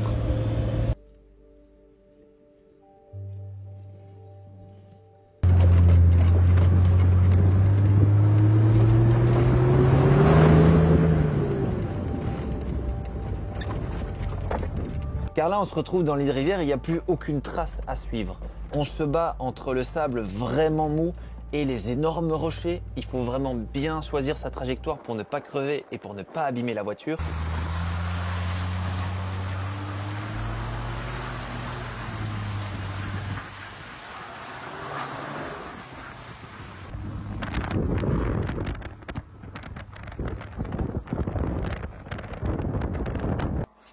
On redégonfle encore plus parce que le sable s'intensifie. Je pensais pas que ça allait être aussi long. Et en fait, on était quand même à 1,5 de pression, ce qui est beaucoup pour le sable qui est vraiment mou. Pas pour les pierres, mais on fera attention. Donc là, on descend à 1 bar. Comme on est super léger, qu'on a des énormes pneus, ils se déforment pas tant, mais ça aide déjà beaucoup.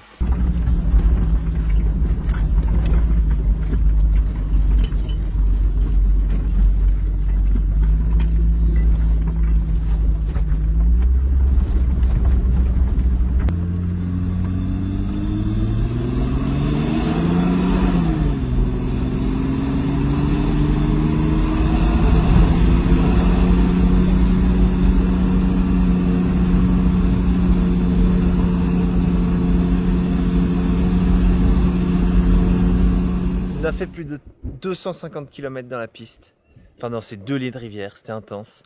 Là, je pense qu'on est vraiment sur la réserve de la réserve. Il faut qu'on utilise les jerrycans pour la première fois du voyage. On a 40 litres, ça va nous donner 200-300 km d'autonomie, ce qui est juste parfait pour arriver à la prochaine ville, là où il y a une station, qui est à, je pense, tout pile 200 km.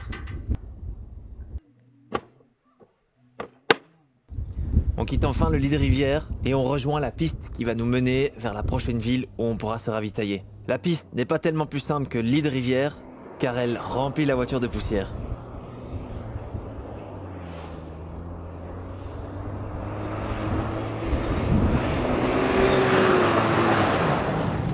Il y a un vent de fou furieux. On s'est arrêté là pour faire une petite pause lunch et là j'admire toute la poussière qui s'est déposée sur la voiture.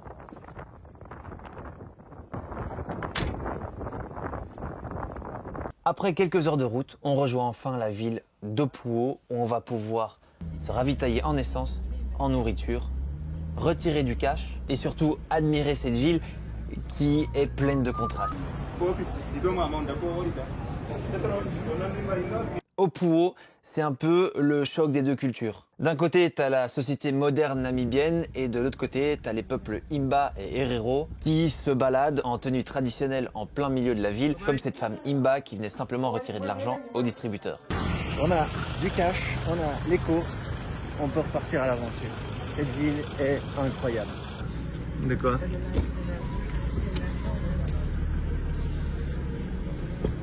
Ça fait quand même quelques jours qu'on n'avait plus eu de macadam. Là, on a fait 5 km et je pense que ça va repartir sur de la piste très rapidement. Ça se fait, hein. Here we are, back on the track.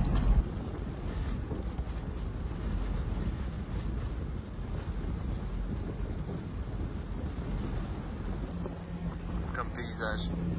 Après autant de jours dans la poussière, sous le soleil et dans la sécheresse, on avance vers la frontière de l'Angola pour rejoindre la rivière Kunene.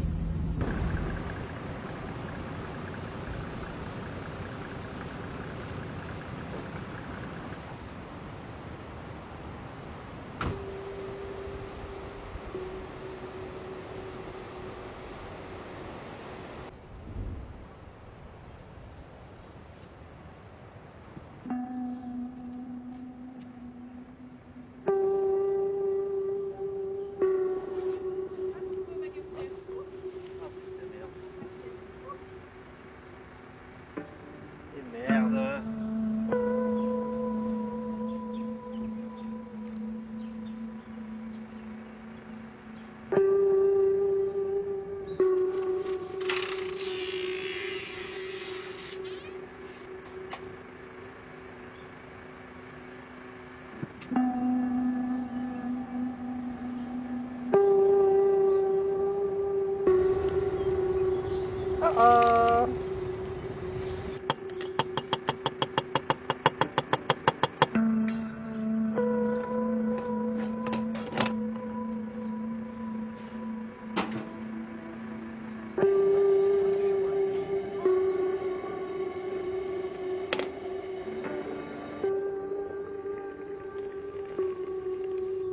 Un, 2, 3, 4.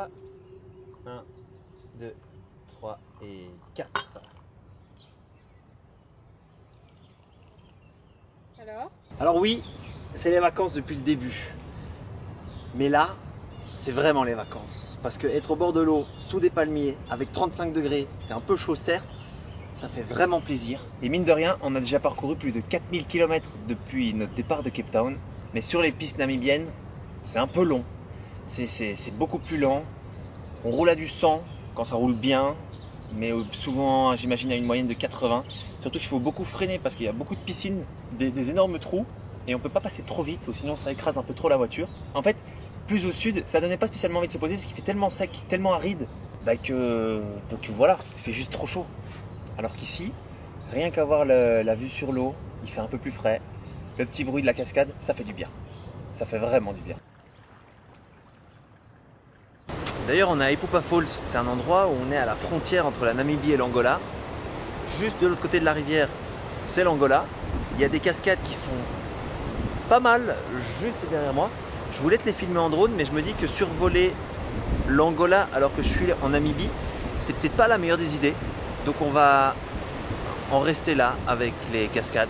C'est un peu dommage, mais je pense que c'est la chose la plus maligne à faire.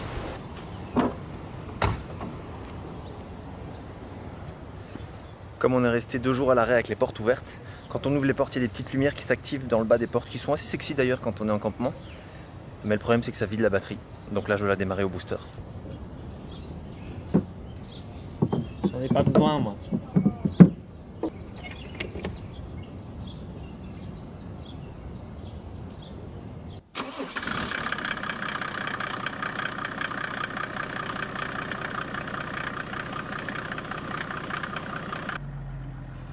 On décide donc dans les prochains jours de prendre la direction de la bande de Caprivi qui va nous permettre de passer directement en Zambie. Pour arriver jusqu'à la bande de Caprivi, on longe toujours la rivière Kunene. La rivière Kunene, elle prend sa source en Angola et puis elle longe la frontière entre l'Angola et la Namibie avant de se jeter dans l'océan.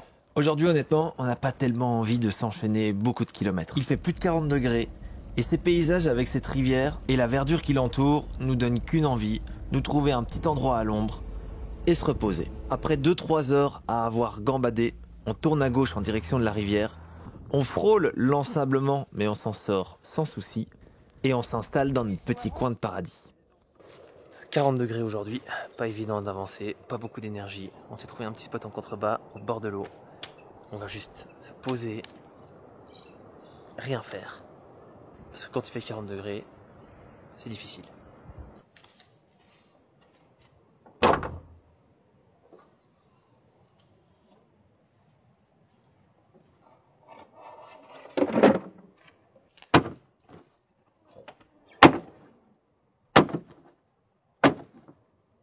Nettoyage très vite fait du filtre à air. indispensable. On en a qu'un pour tout le voyage, donc qu'on essaye de le tenir un peu longtemps. Et j'avoue que j'ai quand même hâte d'avoir un endroit où on a un compresseur. On a déjà un compresseur, mais on n'a pas l'embout pour faire plein de pression. Et ce serait indispensable, avant de passer dans le climat humide, je pense, de l'enlever le plus possible.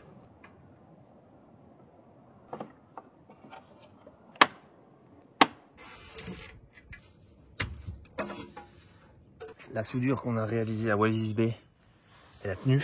Le restant des attaches qui tenaient cette pièce ont lâché. Ici, là, il y a une toute petite fente dans la soudure. Il y a encore cette partie qui tient. Ça a recommencé à user la durite de ce côté-là. Je viens de rajouter du scotch pour me prévenir si jamais ça continue à s'user. Parce que le jour où on passe à travers, on n'a plus de turbo. Je viens de remettre quelques colsons. Normalement, ça devrait être pas mal parce qu'en plus, c'est un peu flexible. Donc, avec la toule ondulée, ça va permettre d'avoir un peu d'amortissement dans les bosses. Moi, j'y crois. Et c'est le plus important. Santé.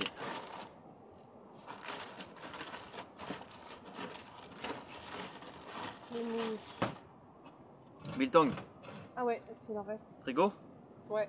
Et tu sais prendre un petit moustique aussi. Après cette belle après-midi de repos, le lendemain, on reprend la route vers la bande de Cap Privy qui nous permettra de passer en Zambie.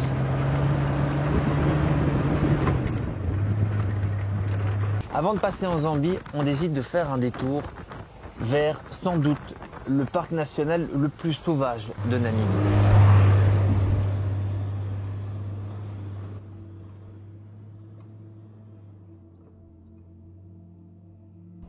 Kudum, c'est un parc tellement reculé qu'il n'est vraiment pas très fréquenté par les touristes. Et c'est ça qui en fait sûrement toute sa beauté. Il n'y a pas de route goudronnée pour y accéder, il n'y a qu'une seule piste de sable bien défoncée. Et elle est tellement défoncée que la voiture, elle conduit toute seule. Ouais. Et ce parc possède une grande population d'éléphants et de girafes, et surtout de lions du désert qui sont assez rares. Ce parc, il n'est pas gigantesque, mais il est génial parce qu'on est seul au monde et il y a différents points d'eau artificiels où les animaux viennent s'abreuver. On en découvre 3 sur la journée et on décide de s'arrêter au 3e pour dormir sur place. Bon, c'est pas autorisé, je conseille pas de le faire, mais on a vu tellement personne la journée, aucun garde, aucun touriste, qu'on s'est permis d'enfreindre un petit peu les règles. Et là, on est au bord d'un point d'eau. La voiture est garée là. On va manger le dîner juste en haut. Là, c'est un petit observatoire. Et je pense qu'on va passer la nuit ici. Si on a enfreint cette règle, c'est pour une raison bien précise que peut-être un jour, je déciderai de te raconter dans le futur, dans les vidéos. Mais je peux te dire que la nuit qu'on a passée dans ce bivouac était fabuleuse. Parce qu'on était entouré des éléphants. On a entendu les hyènes crier toute la nuit et on a cru même entendre un lion. C'est un moment qui restera gravé toute notre vie dans notre mémoire, tellement que c'était mythique.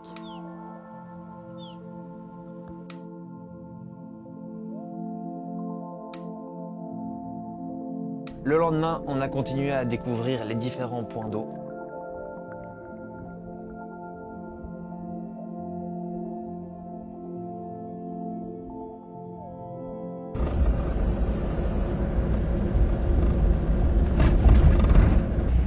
On sort de ce fabuleux parc, il n'y a personne à la gate, on l'ouvre nous-mêmes et on part. Et là on a 46 km de piste apparemment infernale, où c'est du sable et beaucoup de bosses.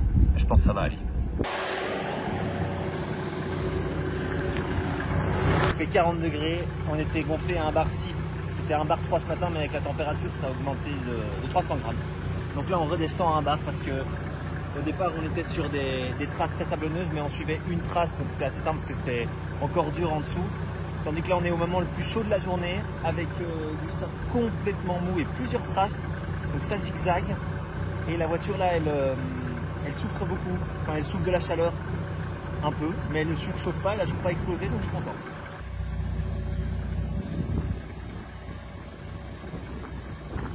C'est difficile de s'imaginer l'état de la piste. Mais quand on regardait sur l'application iOverlander, là où on prenait pas mal d'informations, beaucoup de gens disaient qu'ils avaient pris plus de 4 heures pour sortir du parc. Le seul truc, c'est qu'on s'est bien vite rendu compte que si on roulait à 10-15 km/h, c'était un réel enfer pour nous et pour la voiture. Alors on a mis pied au plancher, on a augmenté la musique et on a fait en sorte de survoler presque toutes les bosses.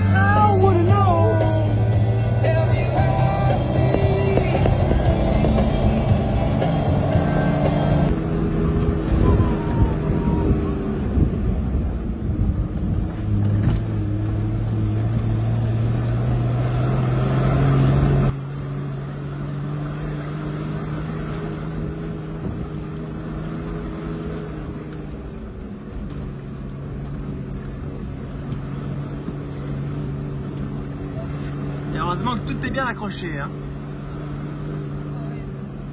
Parce que là, si ça commençait à cogner dans tous les sens, ça aurait pas été évident. Hein.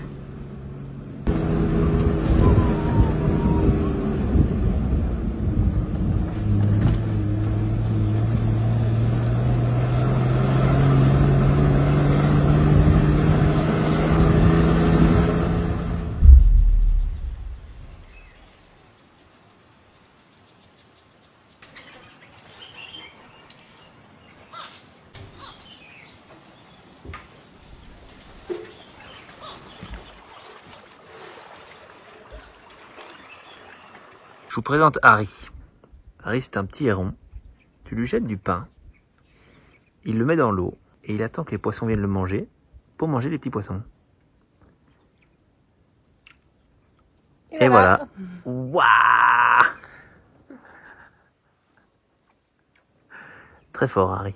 On s'est posé dans un petit coin de paradis en bord de rivière, au bord de la rivière Okavango, qui est une rivière qui ne rejoint jamais l'océan, qui prend sa source en Angola et qui se jette en fait au Botswana. Ça part en souterrain et puis c'est là que ça inonde tout le delta de l'Okavango. Ça fait un petit peu moins de 1 mois et demi que l'on voyage. Et on ne pensait absolument pas passer autant de temps en Namibie. On profite de cet endroit pour préparer la suite de notre itinéraire. Dans les prochains jours, on va passer en Zambie pour rouler jusqu'en Ouganda, qu'on espère atteindre dans un peu moins d'1 mois. Presque une réussite, sachant que le premier était loin de ses résultats. La poudre. On profite une dernière fois du cri des hippos au loin. Hippos sound away. Et on prépare tout doucement la voiture pour la suite de l'expédition. À ce stade du voyage, on a parcouru 4000 km sur les 14 000 qui nous attendent en tout. On doit encore traverser la Zambie, la Tanzanie, l'Ouganda et le Kenya, là où on déposera la voiture sur le ferry pour qu'elle rentre en Europe. Il nous reste 2 mois d'expédition et je peux te dire qu'on n'est pas au bout de nos surprises parce que le Botswana, l'Afrique du Sud et la Namibie, c'est des pays assez faciles où voyager en 4x4, qui est complètement différent de la Zambie et du restant des pays que l'on va traverser. Cette vidéo m'a pris plus de 100 heures de travail au montage, donc j'espère que tu as apprécié cet épisode. Je ne sais pas encore si cette série de vidéos va être divisée en 2 ou en 3 épisodes, mais tu vas le savoir assez rapidement parce que le prochain épisode ne devrait pas trop tarder. Merci d'avoir regardé cette vidéo jusqu'au bout et à très bientôt. Ciao!